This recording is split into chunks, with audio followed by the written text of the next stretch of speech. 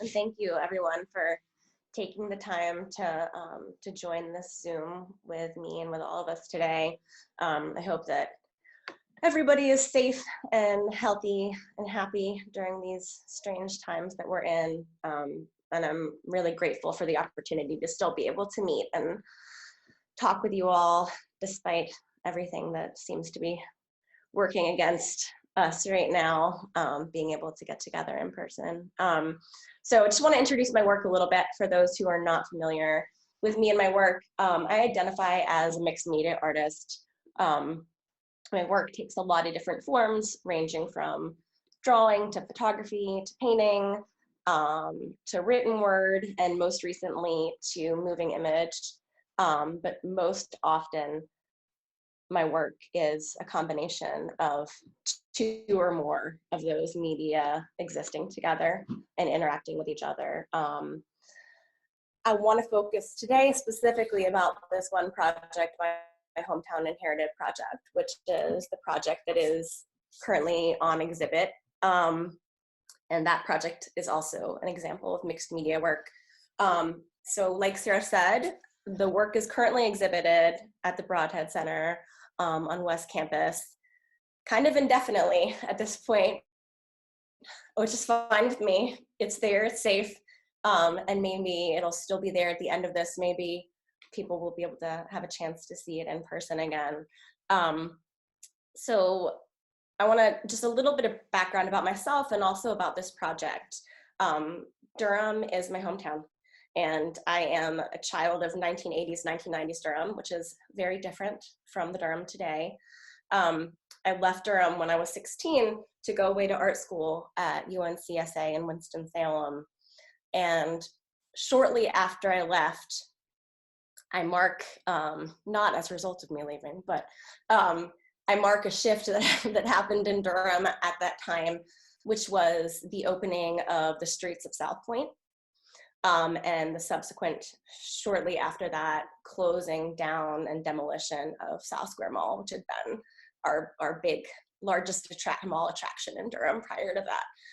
And so my Hometown Inherited project addresses the changing landscape of Durham. And so I shared that detail to say that this has been going on for a long time. It's not a brand new phenomenon, but I kind of mark that as a pivotal moment in the landscape of Durham.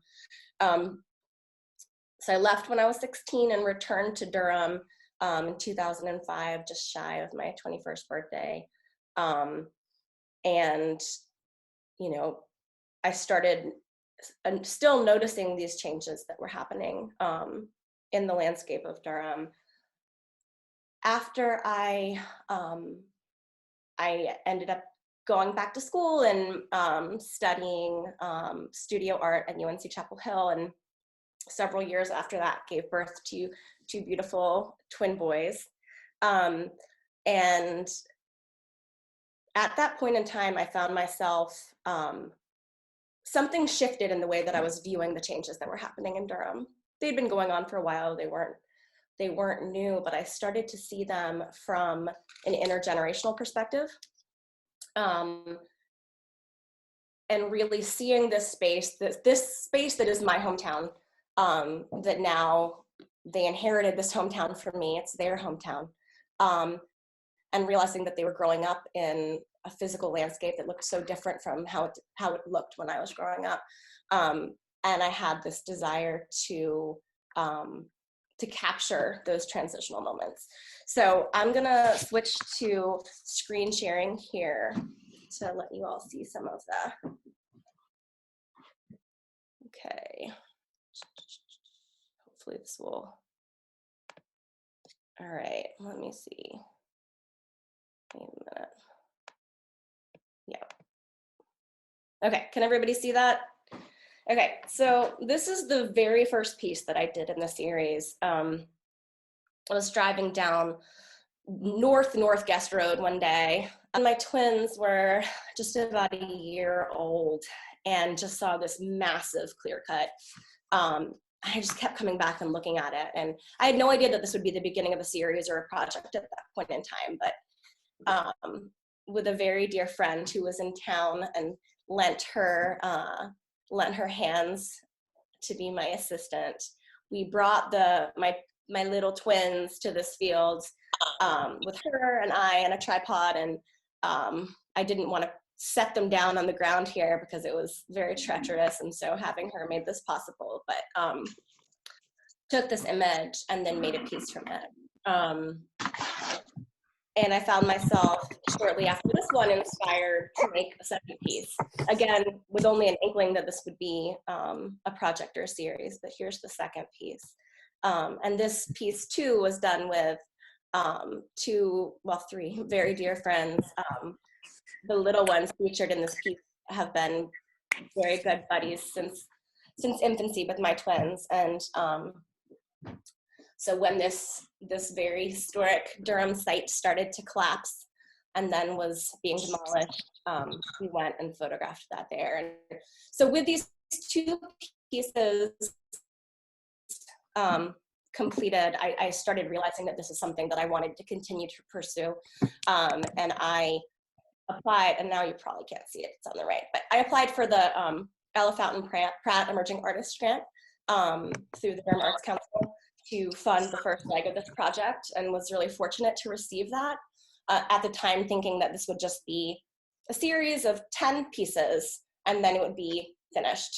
And it's ended up being a lot more than that for me. At the end of that time period, I had the opportunity to exhibit at Through This Lens Gallery in downtown Durham and show the work and realize that the project wasn't done. The project is still not done. I'm not sure when it will be. I guess it will let me know when it is. I wanted to show you all, so often when my work is viewed in this context, people just see it as just traditional photography. They don't necessarily realize the mixed media aspects of it. And even when people see it in person, they don't always see the degrees of layer and mixed media and process. And so I actually created a little video. It's about 2.5 minutes long, but I wanted to show you all. I made a little example piece just to show you what goes into each of these. So let me, all right.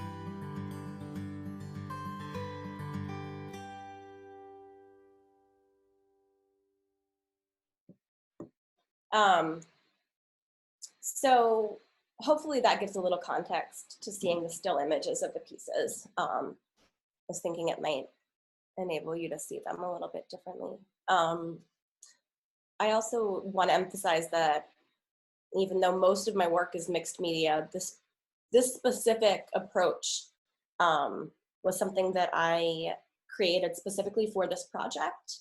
The process basically is that I take the photograph and then I cut it up into many, many pieces. That's the only part of the process that's digital, is I crop it digitally, and then I print many fragments of the images as separate prints, which I collage together and hand paint. And I work so far, it's been either on canvas or on layers of glass or plexiglass.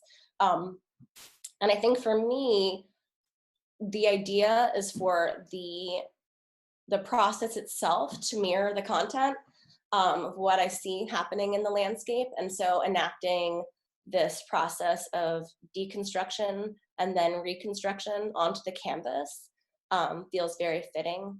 Trying to emphasize this shifting, changing, evolving, transforming thing that's happening around us in our home. I only use parents and their children who are from Durham, who live within this community, some of which are from Durham too. The person in this piece I grew up in Durham with. I'm gonna scroll through the pieces that are in the show at the Brodhead. I thought it would be nice to be able to see those pieces in particular. So there's a few of them, and they're dated. I ordered them chronologically, but okay. Some of these sites might be familiar to people.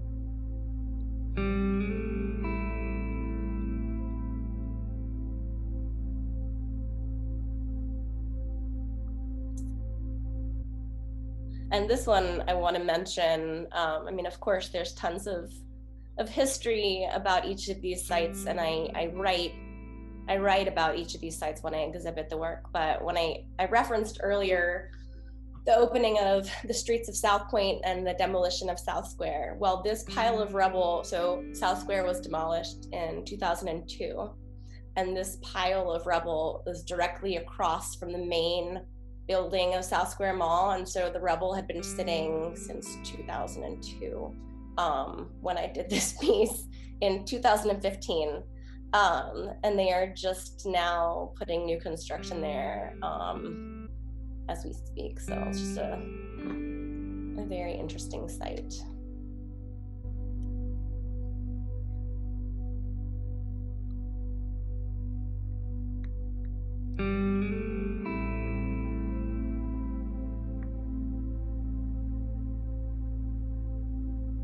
That site is actually on Duke campus, on Campus Drive, the Karsh, I'm not sure I'm pronouncing it right, but yeah, the Karsh Alumni and Visitor Center.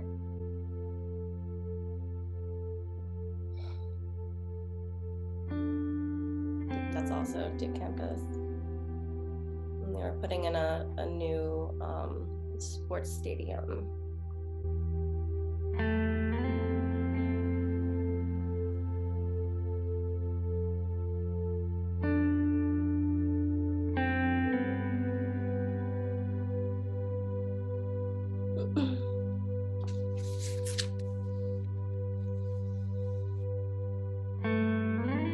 And that was the new Durham Police Headquarters.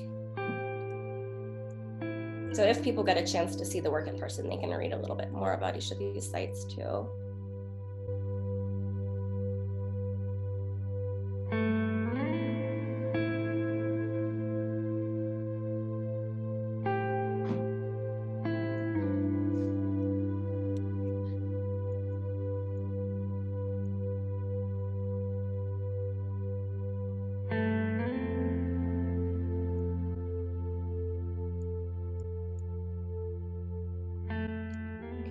That is the last one that's in the show at the Brodhead. Some of you might recognize that site. It's very near to Duke campus. So one of the things that is interesting kind of during this moment that we're in is that one of the fields that's considered essential is construction. And so I can't photograph these projects as they're ongoing because of the stay-at-home order, but they are ongoing. So I was thinking about that this morning, how it's going to be interesting just to see how the landscape has continued to change in the time of COVID-19, by the time things kind of reopen. I am, even though I'm not able to get out and continue the work in the sense of photographing the sites, I am continuing to work on new pieces. I photograph the sites as I see them and as I am able to, you know, there's coordination that has to go into there's tons of sites I would love to photograph all the time, but it's also a matter of coordinating with the families and timing and all of this. And so I photograph things as I can, and then I have those images to use in pieces. And so I have 3 that I'm working on now that are in progress, and I don't usually show uncompleted work, but I was planning on doing that today. I am currently, I don't think I even mentioned this, but you might have, I'm in the MFA EDA, which is the Master's in Fine Arts in Experimental and Documentary Arts program at Duke. And so, you know, I have known that I wanted to continue this project, but I've also have this formula that I've been using for it for so long, and I'm interested in kind of breaking free of that and trying to explore different avenues. And so something that I've recently fallen in love with is cyanotypes. And so I had the idea to try making some of these pieces with collaged cyanotypes. So I have 2 of those that I'm going to show. Again, they're not completed. As of now, they are the cyanotypes collaged onto canvas, but the idea would be that to then go in and continue to paint and alter them the same way that I have with these others. So here's the first one.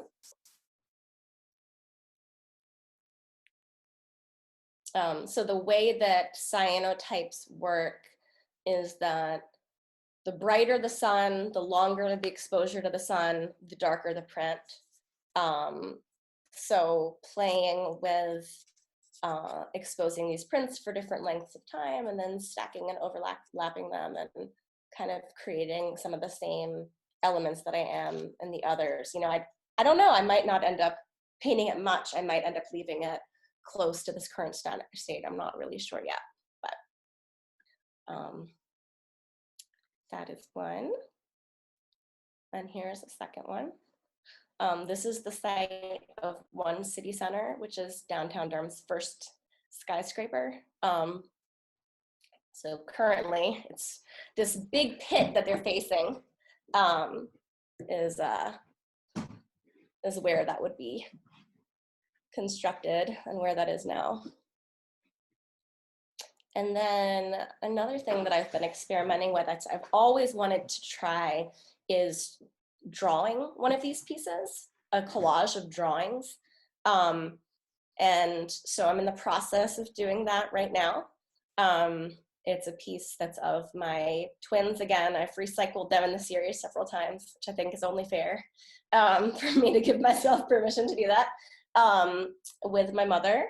And it is not finished, but I'm gonna give you a little sneak peek of that as well.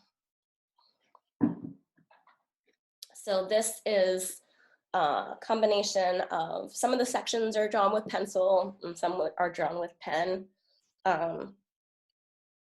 Obviously some sections are not completed at all yet, but I'm very interested in this idea of these transient, fleeting moments and investing so much care and time and trying to kind of capture those and memorialize those in a way. And so taking the time to draw something like this, which is incredibly meticulous and tedious, feels fitting. And I think, I'm trying to think if there's, I think that was the last. I also put just contact information. If anybody, I'm gonna leave it on that for a minute, just in case anybody is interested in writing any of those down. And I think I'm ready to open it up to Q&A, if that's all right with you. Hi, Moriah. Can you hear me okay? Yes. Okay. I have a question about the cyanotypes. Mm-hmm. Can you explain? I know you said when the sun is brighter, then the picture is darker. Right. Explain a little bit more, like. Yeah, so it's a very, very old alternative photographic process. It's actually where the term for blueprints originally came from. The original blueprints were cyanotypes. Let me see if I can move it back to, yeah. So basically, I'm gonna try to explain it, and I wish I had like a visual, but basically, you have to print the negative of the image on a transparent paper. And then so anybody who's familiar with like pre-digital photographic process, like you have a negative, which is like the darks are light and the lights are dark. Or if it's colors, the colors are flipped, and then you expose that onto the paper. Or you expose light through that onto the paper to expose on the paper. So cyanotypes, it's basically that same idea, except you're using the sun, and there's chemicals that react to the light in the sun. So you take the paper, which is covered with the chemicals, and then you take the negative of the image and lay that on top of it, and you put it outside and let the sun do the work. So it's this very, and then when you're done, after the certain amount of time that you want to use, you rinse the paper, and that fixes it so that it stops exposing. It's a very interesting process because it's completely dependent on what's happening outside, which is really humbling. It's, so you'll have a day where you're like, I really want to make one, and I cannot because it's completely overcast. And I've tried making them and just exposing them a lot longer if it's overcast, and it still just doesn't work the same as like a bright sunny day. So like learning how to use the tool of the actual light from the sun to create your work feels so different from, so many of the more kind of technological processes that we have today. Yeah, that's pretty incredible. Thank you. I was really wondering what you meant by like using the sun, and and now that you broke it down, that makes a lot of sense. That's pretty incredible. Thanks. Thank you. I'm curious about the work that you're doing with drawing, and if you're still working. I couldn't quite tell if that was still work that was being done in layers that would be assembled on the canvas or on These are all, yeah, sorry, I feel like I interrupted you. No, exactly. I was just wondering. Yeah, these are all, 1, 2, 3, 4, 5, 6, 7, 8, 9, 10, 11, 12. These are, like, I'm by the time it's completed, it'll probably be like a couple dozen individual fragments of the image that I draw and then collage. What's been interesting is that when I'm working with photographs, I generally have the images line up, but I sometimes shift them slightly. But with drawing, I don't have the same degree of control because I'm not a machine, and so I find myself doing things imperfectly and having them not line up perfectly. Some places they do, and then some places they don't. And I feel like I could allow myself to feel frustrated by that or to look at that as a negative thing, but I just haven't. I kind of see it as interesting, and I see it as something that relates to that idea of this shifting, evolving thing. It just kind of draws your attention to that even more. I think, I'll see, I guess, how other people react to that. And I don't know if this is just a one-off, like I'm going to do this one piece. I'm not going to continue doing a lot of drawings. I'm not sure. My work right now in my other area, the other projects that I'm working on are very, very drawing heavy. I've been doing animation work that's drawn and involves hand drawing hundreds of frames. So I'm not sure that I'm going to be doing a ton of these at the moment, but it's something I've always wanted to try, and I've had the opportunity to take a class with Bill Fick at Duke this semester, which has been really, really great, and he has encouraged me to take this on, and I'm glad that I've finally had the space to kind of let myself do that. So we'll see what comes next with it. Hi, Mariah.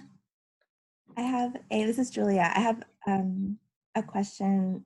I am looking at the cyanotypes. I'm not sure if I'm saying that right, but they reminded me a little bit of like older archival images. And I was wondering kind of how or whether you see this series as creating or building a kind of archive, and whether you've thought about using archival photos, so thinking about where like grandparents might fit into this, or family images, or families who've been in Durham for a longer time, and kind of thinking about how your work kind of fits into a larger visual archive of the city. Yeah, and it's interesting you mentioned grandparents, because like in this picture that we're on right now, the only grandparent that I've drawn into the series to pose with their grandchildren so far has been my mom, because she is just as much of a parent as I am at times, but I'm sure that's true for many other people as well. I definitely see this as an archive. While I do altering in terms of, the cropping and the painting, every image is true to what is happening in that moment. There's nothing that I'm adding or taking away. And so in that sense, I think it is a documentary process, a process of documenting that. And I have not, up to now, been interested in incorporating an older archive of images into the series. I think that's very important, but I guess it feels like a separate body of work. Maybe that would be something that I would do moving forward. But I think for me, the idea has been so much about trying to capture this fleeting present moment. And even just in the 6 years that I've been doing this project, it becomes also an archive of the families themselves, because like these little, like, like this little baby is just turned 2, people, it's just interesting how they change with time, because these are everyone that I've used in the series so far has been someone who I know personally, whose life overlaps with mine in some way, shape, or form. And so it has been very personal in that sense. I'm trying to think what else you asked. I feel like you asked a few different things. One thing I have not done that I've gone back and forth about is the idea of including more about the subjects themselves. In my writing, when I exhibit the work, I go back and I re-photograph the site in its current state, and then I write a little bit, like a half a page to a page.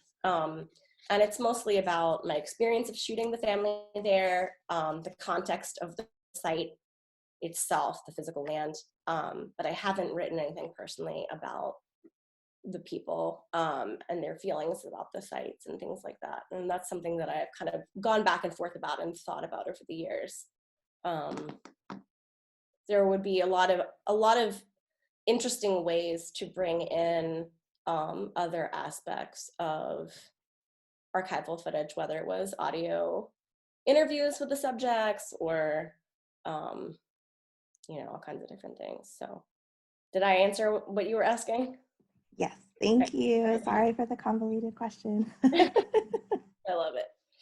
I had a question. This is Carr. It's good to see you. I remember so I came in a little bit late, so I'm sorry if I missed this, but I remember when I first saw these, or saw one or two a few years ago, that I thought that I remembered that do the subjects have a connection to the site in some way, shape, or form, or did you choose this? I can't remember. Did you choose the sites, or because I was curious about like, do they have a story that goes with the site? But it doesn't sound like you've been telling that. But Right. There are some pieces that I have done that absolutely yes, but not always. I think that they have they always have the connection to the site of being a family that is growing up in Durham, where this site exists in Durham. But there's not always a specific link.